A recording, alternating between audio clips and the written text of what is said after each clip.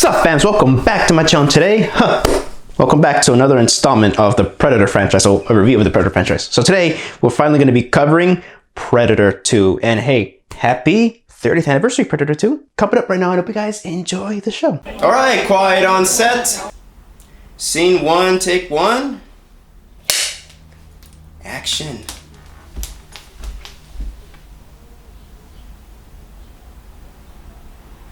Predator 2 was directed by Stephen Hawkins and Hopkins. I said Hawkins. And it stars Danny Glover, not Donald Glover, but Danny Glover. He's amazing. Maria Conchita, Bill Paxton, Gary Busey, and Kevin Peter Hall reprising his role. And his final time we see him as the Predator. Excuse me.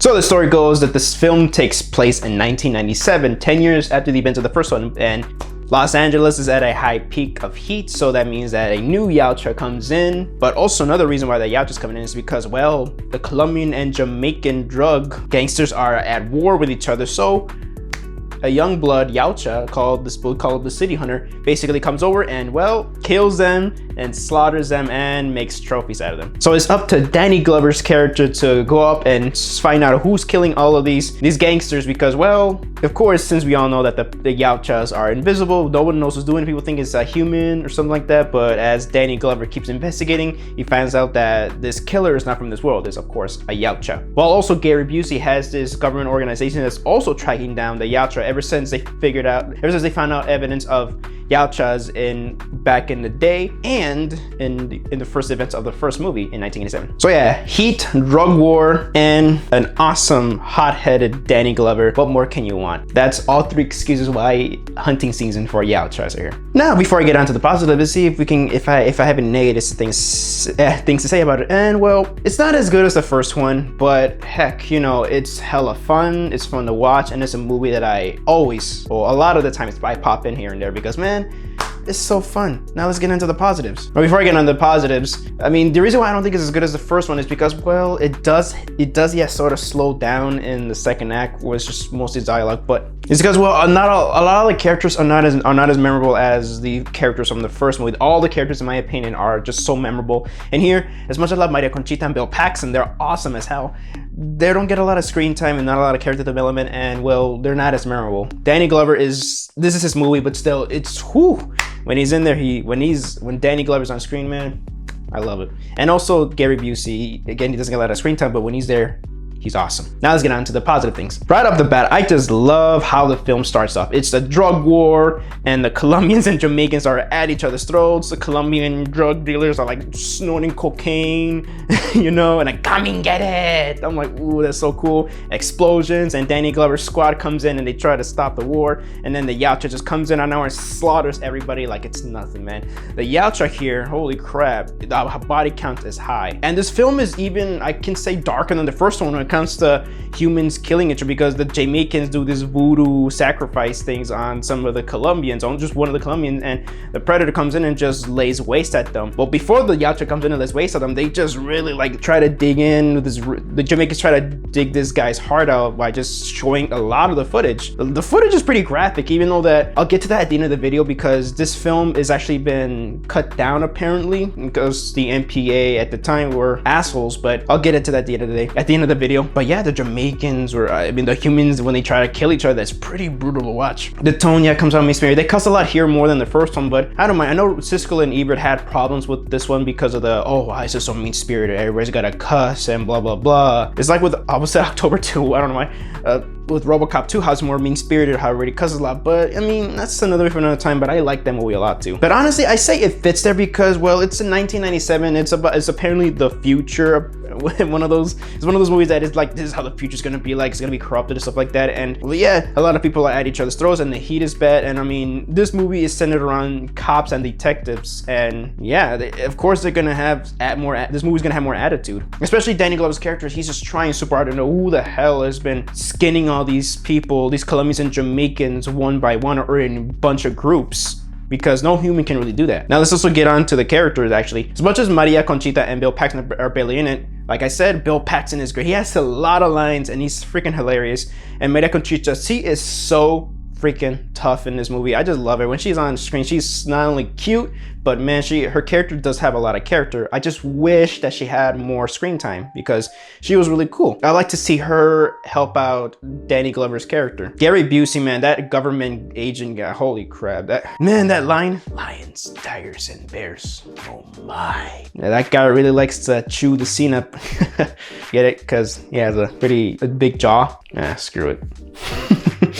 I love Danny Glover's character. That guy, even though that he's pretty hesitant in some moments, like when that one time when he meets King Willie, the head, I believe he's the head of the Jamaicans or a head of a section of the Jamaican gangsters. He does a little, when some of the Jamaican gangsters try to, like, you know, escort him to there, they look very menacing and tough. He just goes in, he looks hesitant, but really when later his character, where Danny Glover's character is like, all right, let's do this. Like, you could tell that he's hesitant but not scared of them, which he's so cool. I just love how badass Danny Glover is. And I like that his character has this fear of heights, because near the end of the third act, when he's fighting the Yautja, it adds more tension because the Yautja, as they like to go on high buildings, especially this Yautja likes to go on super high buildings, and when he tries to chase him around, when he looks down, it halts, and it doesn't slow down the action, it just makes it more intense. Especially that one scene where he cuts off the Yautja's arm up because, well, the Yautja he's a young blood in this one, so I'll get to the Yautja later, but Yautja tries to cut his hand off, or he tries to blow them up sky high with the bomb, and well,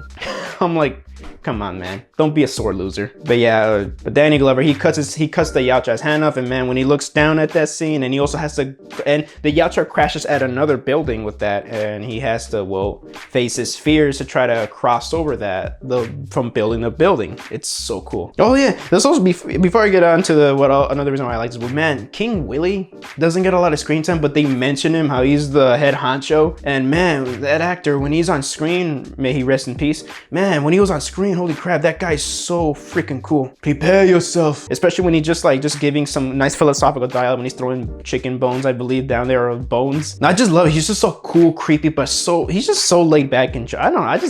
I just like King Willie in this movie. And I also like that off-screen fight that he has with the Yautja. Especially I like how the Yautja is invisible, falls down the alley because King Willie's in the alley. And you just see the Yautja. I just love the technology back in there. They see the Yautja's invisible when he's walking on the water.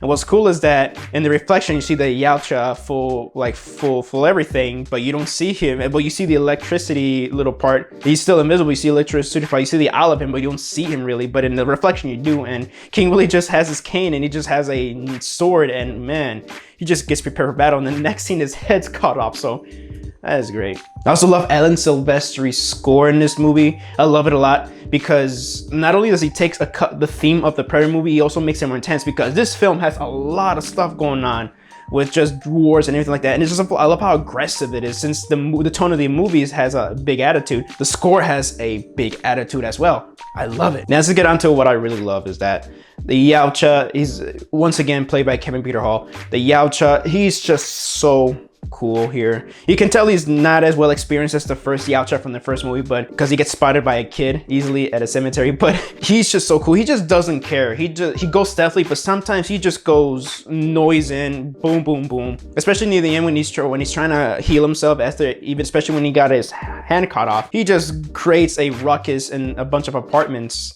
It's just so cool. And the way he's defeated is not, I mean, he's kind of, it was a bit more, he got a little clumsy right there, but then again, Danny Glover's character outsmarted him again with just, you know, looking like he's in pain, and he has this disc, which when he kills him with that. And let's get on with this technology. He has this awesome combo spear, the little spear that he has. It's so cool, and he has this disc that just retracts back to him. It's so cool.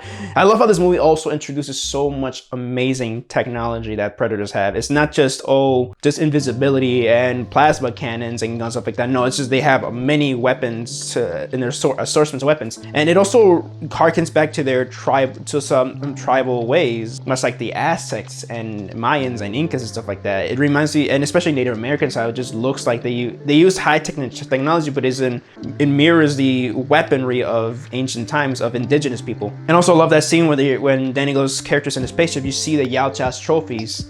You see human skulls, alien looking skulls, and you do see a xenomorph skull, which is a nice little wink to the Aliens vs. Predator comic books at the time. And then they made the movies. And I've also mentioned this in another video about my excitement for the new Predator movie, how they might just travel back, they might go to the back in the day or show a history of the Predators, and because that one scene where everybody got crazy over it, which, and same here, because it's also a great new thing that they added to Predator lore, was when the young blood Yautja was killed, the leader of the tribe right there hands over, he looks very old too, and he hands over this gun from the colonial era to Danny Glover's character as a sign of respect and a trophy or a little token of gratitude. And it shows Rafael Andolini 1715. That means that the Yautjas have been here way before that. It's so cool, and I can't wait for the new movie to delve into that. Hopefully they stick to that, because they said they're not going to do a direct continuation of the Predator, so why not just do that? Yeah, an ancient movie, as I like to call it. Also, once again, I love the theme and message about this movie. You don't need high technology in order to defeat your enemy. Just use wits. I just love that. It's just great. So yeah, this film has great action, a great lead, memorable moments, and an amazing young blood Yautja, and an amazing score. It's just great. So if I were to give this film a rating, I'll give it a 4 out of 5. I don't think it's perfect because, well, I wish there was some more character development was added to the film, and yeah, the pacing does slow down a bit in the second act, but it's still an amazing movie. Well, before I end the video, and before I get onto the uncut version of Predator 2, I like how they also added this extra lore, because Maria Conchita's character is pregnant, and Yautja, there is a scene in the subway where he just grabs a hold of her as he's about to kill her, but because she has a gun, she was armed, but he looks at her, since he has the thermal vision, he looks at her, he sees that she's pregnant, and they have a code of honor not to kill women who are pregnant. It's so cool. And sick people and children too. It's awesome. Like I said, the kid spots the Yautja at a cemetery, but he doesn't kill him. That's where the whole famous line says, "Want some candy?" So now let's get on to the Predator 2 uncut version. I've heard that this film it has actually been proven that this film has been heavily censored. Well, not heavily censored, but it was pretty censored. Also, there's a couple of key scenes that I heard that adds and basically explains a lot of the things, some plot holes that some people have with this movie. Especially I heard that King Willie's fight between the Yautja was actually a fight, not a cutaway fight. So yeah, so apparently there's an unrated cut. I don't know if it still exists, but if it's possible, hopefully someday we'll get to see that. I know Robert Meyer Burnett, he believes that, he hopes that we could finally see the uncut version of Predator 2. And I'm down. As much as I am super happy with the theatrical cut that we have, I cannot wait if they ever release the director's cut or uncut version of Predator 2. I'm gonna see that. I want to see that. Hopefully it's a 4K restoration. Well, if that's ever gonna happen, I can actually think of one distribution company that can do it for us. So yeah, that is my review for Predator 2. Hope you guys enjoyed the video. And thank you guys so much for watching my video. And stay tuned, next time we'll be covering Predators, Robert Rodriguez's rebooted revival of the franchise. And once again, happy 30th anniversary, Predator 2. So that was Robert Productions signing off, and hope you guys enjoyed the show.